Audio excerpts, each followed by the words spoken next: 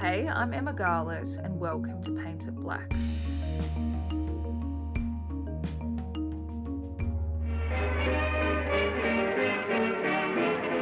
We all know that historically Aboriginal people have not been accurately represented in the media. The Aborigines taking part in this reenactment were press-ganged into playing roles. They were brought to Sydney and held overnight in a police compound next to dog kennels, and they were warned that if they didn't cooperate, their food rations would be stopped. Scenes like these were commonplace for reporters on air to TV.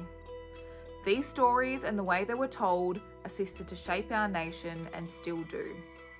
Unfortunately, when the average Aussie thinks about Aboriginal people, they think of the deficit discourse that surrounds us, such as incarceration rates, crime, issues in communities, and substance abuse.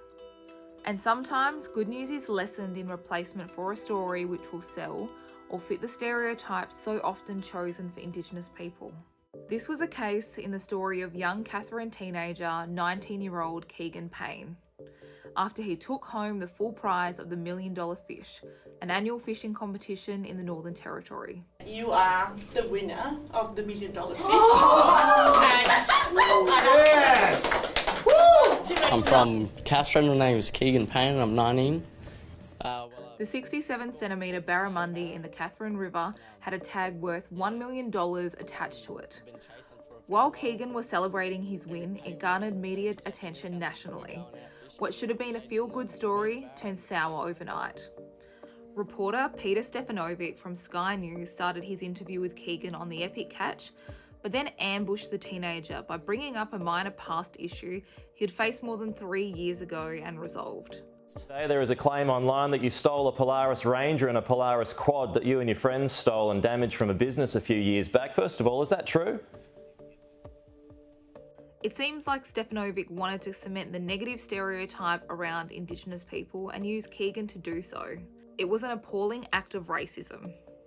The behaviour caused outrage around Australia, who stood with Keegan about his treatment live on air, designed to embarrass him and take away from his good news story. For 2 minutes, I've been watching a nice interview about a young Indigenous fella that's won $1 million catching a barramundi with a red tag on it. It's been a feel-good story. Now he's bringing up the young guy's criminal record from when he was 14, 15 years old on air? It was a low blow by Stefanovic, and since the backlash has become so intense that he appears to have deleted all of his social media accounts, and a prominent lawyer spoke out against him on social media. Before we head to a break, an apology from me. Last Wednesday, we invited Keegan Payne onto our show to discuss his win in the $1 Million Fish competition in the Northern Territory. During that interview, I asked him about a theft that had occurred several years earlier. I should not have asked him about those claims, and I regret doing so.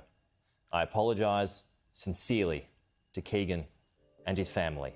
Jahan Kalantar posted to TikTok that Stefanovic acted in a way that was a train wreck of an interview, calling him a smarmy news presenter, asking Payne about something he did as a child. For that, because it's completely inappropriate. But a child from 4 years ago being told, do you feel sorry for this thing you did 4 years ago, when you've been invited on to give an interview about the fact that you won a fishing competition? News presenters and journalists have a role to play, and this role isn't to perpetuate the harmful discourse and racism against Indigenous people in Australia. How can we eliminate racism in all its forms if we continue to allow this behaviour to happen and not penalise it? A sorry isn't good enough. Thanks for watching It Blak with me, Emma Garlett. Don't forget to subscribe so you never miss an episode.